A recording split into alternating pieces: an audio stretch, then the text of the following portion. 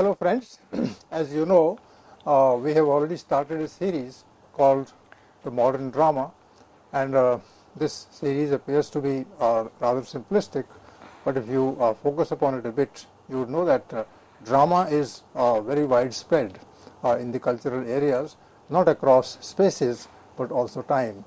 Drama almost is as old as poetry, and in the 20th century it has emerged as a distinct artistic form, and we thought that we will devote a whole series to this particular aspect of literature.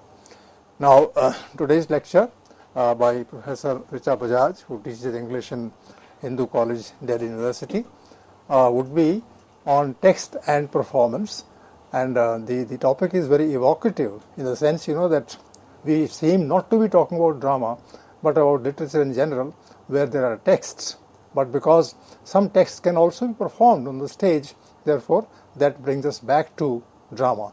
So text means words, arrangement of words, and performance means that some people perform the words, take out the meaning of the implications of action and put them on the stage.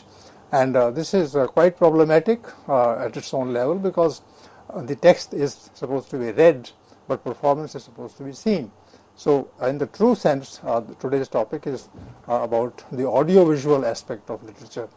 So I request Professor Bajaj to just tell us exactly about what text is, what performance is, and how they are related, so that we make sense of the present day topic. So please begin. Yes, thank you, Professor Anand-Prakash. I thought, since we are discussing modern drama, drama has two aspects: the text, which is written, and the one that is performed. And when we, of course, you see, now as in academia we can divide and discuss these things, but essentially in the beginning the written text actually came in later. Drama was supposed to be performative, and it was supposed to be played out, and the written part of it was almost a byproduct, or there were some notes which then were put together and made a written text out of it for, of course, for eternity, for saving the that kind of text. And we know that even Shakespeare's plays, it was a deal to put them together in a written text. So the idea that drama is essentially performative and that it is to be played out somewhere is what I wanted to focus today, but while keeping in mind that there is a text involved, because you see, what I'm trying to also suggest is that initially the performance led to the text. Okay. But when we speak of contemporary drama or modern drama, we find that the text precedes the performance, and in that sense the text becomes the starting point for drama to then as a kind of a launch pad, really, and from where performance can take shape and can build its own world. So I think there's been a shift in that sense. It's no more the performance to the text, rather the text leading to a performance. So there is a sort of a kind of inversion that has already taken place, and once that kind of change or shift has occurred, then and that is a phenomenon we see mostly in the 20th century, or 19th century onwards, really speaking, when drama, because it was in the in the era of realism of the 19th century, European realism, also located itself in that realist tradition, and the drama was also written, the stage directions would be very narrative, where details would be spelled out by the playwright, and it would come very close to a realistic novel. So realistic drama in that sense also took a lot of the features of realism, including detailed projections and depictions of text. So wherein the playwright's role became important, because the playwright was writing almost everything down for the director to pick up. So realist theatre in that sense of the 19th century took a lot from the written text. But again, as we come to 20th century, and when we speak of modern drama of the kind that is available today, the playwrights often experiment with form, but the role of other people, because drama now has become a kind of has a fully established structure of its own.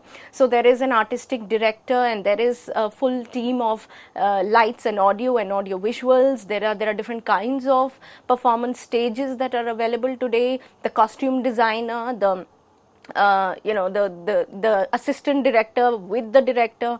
So the role of the playwright essentially has also become sort of peripheral, and the other agents have come in. What are the more important agents for you? From your discussion, I can conclude that perhaps actors are more important than the playwrights. I think it's a group. It's a kind. You see, drama is a collaborative effort and a collaborative enterprise. Unlike poetry and prose, which were meant to be written and then read in solitude by the reader. Right. So while that was the case with poetry and novel, that is no more that is not the case with drama. Drama, since it is collaborative, it has the playwright who probably produces the text or writes the text, but also the playwright writes the text with the view that it is going to be performed, not with the view that it would be read in a solitary room by a reader. So the playwright has that in mind. Then there is the director, the actor, these people are constantly working with the text, and also the audience that is intervening and changing the meaning of the text midway. So in that sense, I think it is a more public kind of a form where the audience participates, where people participate and create a text. So I think therefore it's interesting to understand what happens to a text when it enters the performative space, when it enters the stage, for instance, and what are the changes that take place there. So this is this is why this particular lecture on text and its performative nature. Would you then agree that there are three texts in the drama? One text that the writer composes, the other that the performers on the stage, that is actors along with others, compose, and there is a third text which is there in the audience, in the mind of the audience. Right. So that there are three performers. Yes, so there is a playwright, of course. Then the second category is actually a very broad category, because there is also a director who's almost like a translator, who undertakes this activity of translating the writer's intent into another form. You see, also when we speak of text and performance, we need to understand that these are two different forms, and in that sense you could say two different genres in their own right. You are transferring a text from one form to the other, from the written to the spoken and the performed, where action is involved. Mm-hmm. So you are also translating a piece, an artistic piece, through different mediums, right? So in that sense, I think the director also plays a part, who translates this author's vision into this kind of a art material, and then projects it on stage. And then the actor adds to it, of course, as he or she understands the text, and that gets altered in the performance. Again, the performance also gets altered every time the actor approaches the text. It's not that the director, as we say that, each performance is ephemeral in that sense. It is transient because it is captured only in the moment, and it's no more the same text the next time it is performed on the stage. Mm. So the actor and the directors and everybody, the entire team, comes together to put that thing in place, and then comes in the audience, whose perspective is added to the perspective that is available on the stage. But when this text, when this is again put into text, as I said, that text today has become the starting point, but it is also the end point. In that sense, you could say that there is entire production unit now where which would look into the publishing these particular texts. Mm-hmm. So the publishing industry would also come in. Also, when we speak of the director and actor, then they are probably in today's kind of commercialized theatre. It's the director would also have little say. Now we have full production houses. Now there is a play that is written for Broadway, for instance, right? So what play is going to be performed is also not in the hands of the playwright or in fact the director, how it's going to be projected. There are other agencies that are a part of it who are looking at the marketability of this particular enterprise, who are also looking at the commercial success of theatre that runs for weeks, right? So I think that there are now multiple agencies that have come in, and all of them in a way alter and modify the meaning of the text. Would you say then that this form has become much more flexible than it was earlier? Yeah, volatile, flexible, dynamic, yes. So in the sense that it has become flexible because the play, you see, I think that the flexibility was taken away for a brief period, I think, in the history of drama, if we look at it, then where the playwright became important. But other than that, it has always been the director's notes that gotten into the text, sometimes the actor's notes that get into the text. So even if we look at our Renaissance drama, we find that even there the text was always changing. The text was changing in the hands of actors, through actors. The director was changing the text, and and the text then becomes something towards the end what we get. So it has become more formalized today, that what are the processes involved. Like contemporary drama is more structured in that sense. We know that it's going to go through these processes. So drama in that sense is a dynamic entity, I think, which is where meaning is constantly being created and destroyed. It is also very palpably historical because it takes in a lot from its own historical period. And again, very interestingly, it's a collective sort of meaning making enterprise, because it's not that there is an individual who's sitting in the room and reading a text and interpreting the text. There are a group of people sitting together out there watching a play and creating meaning together. There are certain hints and symbols that get projected on the stage, and then this meaning is collectively being interpreted by the audience in that space. So I think, therefore, once we reach when we speak of text, then we are obviously on a more sure territory. But as soon as we enter the domain of performance, there are a lot of these ifs and buts, and there is a lot of dynamism involved there. What kind of audience are we going to look at? Which kind of audience is coming to see the play, right? And what meaning is it going to find in it? Would the director want to change the meaning of the text because it has moved to a different audience, right? So again, as we see a lot of adaptations that take place, cultural adaptation. So how to make a Hamlet, for instance, relevant for an Indian audience, right? So it requires cultural adaptations, and therefore I think a drama gives scope to this kind of adaptation or this kind of change. This kind of constant change also keeps the energy alive in drama, I think, that it goes through different forms and genres in different periods of time. In Hamlet, one character says the play is the thing. So what you would say is that performance is the thing. Yes, the play is in that sense performance, really. Since you talk about the play as such, there have been a lot of contemporary theories where the play itself is not necessarily drama, right? It's playing a part. Again, since we are taking that example of Hamlet is playing a part even when he's not performing. So within drama, he's playing a part. So there are performative theories now that suggest that each aspect of life is a performance, and it's a play. So you are always role playing, right? You're playing the roles of a doctor, teacher, and so on and so forth. So you are playing a part, and it is performance. In fact, in sociology, they tend to work on this idea of life as dramaturgy, as drama, where each one is constantly playing a part, through your clothes, gestures, and behavior, and walk, and so on and so forth. You're always playing a part. When are you yourself? When are you, and you are playing different parts in different places, right?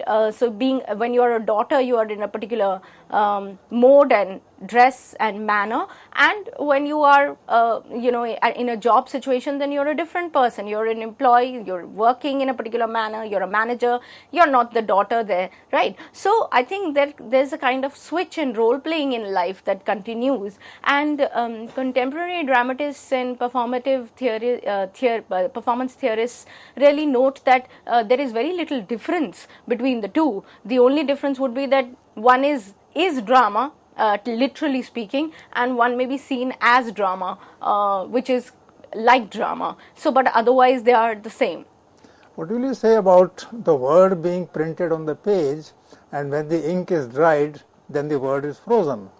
But when it comes to the play, then this word is defreezed. It is brought back to life, and then it starts reacting to different situations themselves.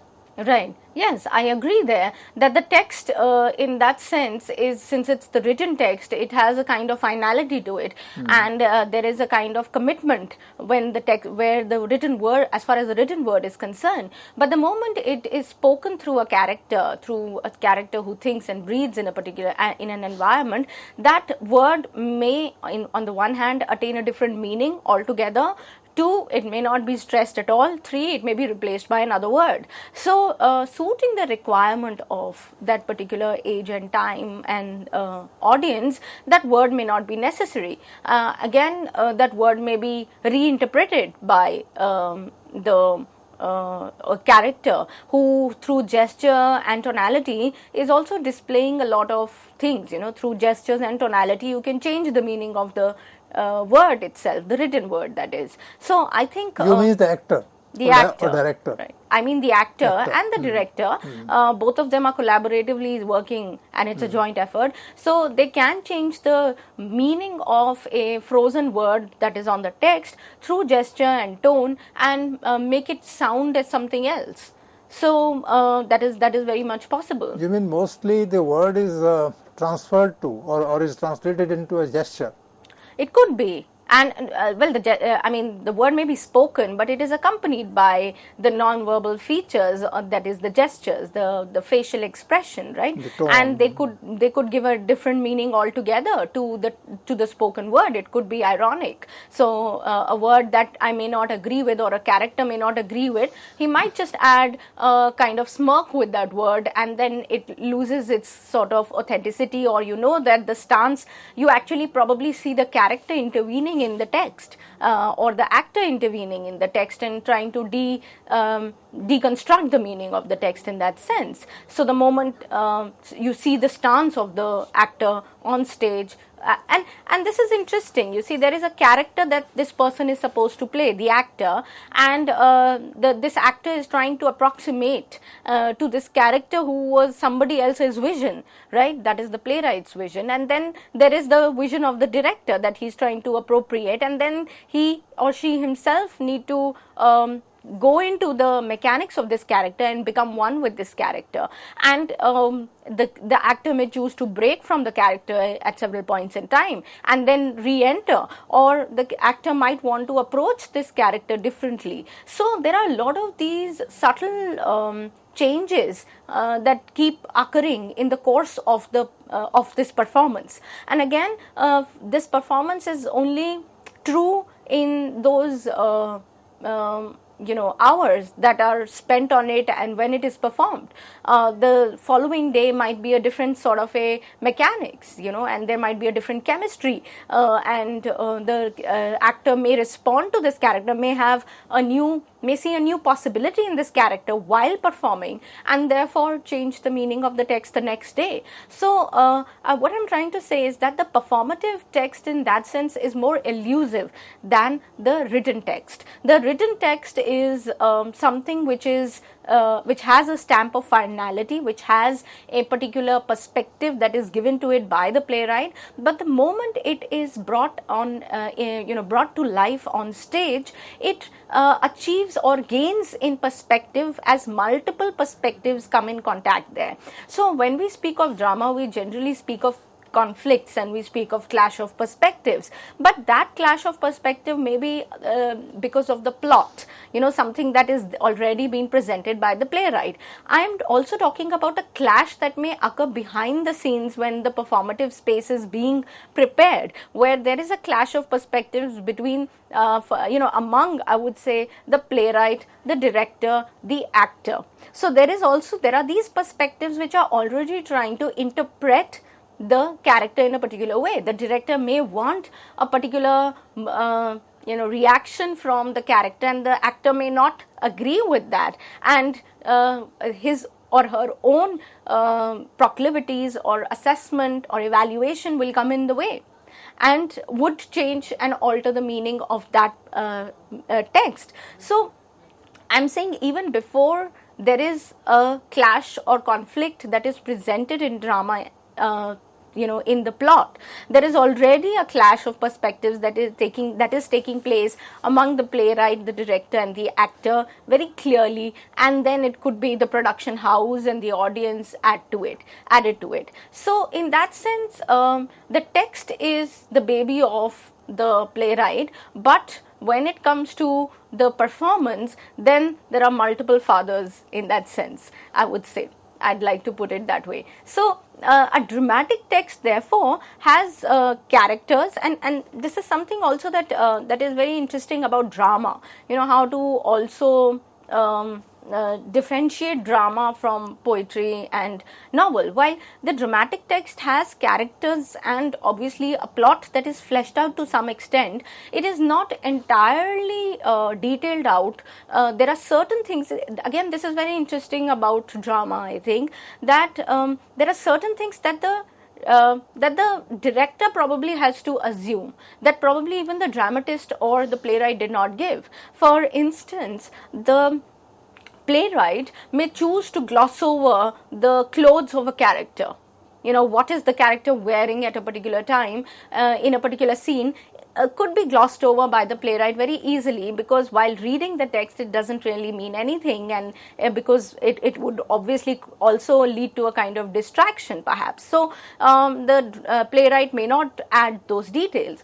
But when the dramatist has to put this character on stage, then this director has to make him be dressed in a particular manner. Then this director needs this character to wear something, and then so the director needs to assume certain things and add and fill in those gaps, because this character needs to be clothed on stage, which is not a necessity in the written text. The written text doesn't really need to see what the character is eating or what the character is wearing, because that's not important. But the director needs to clothe those characters and give them body, give them flesh. The director needs to know how should this character look. Very well, the metaphor is coming out that the text might be a skeleton, and right. then it is fleshed out.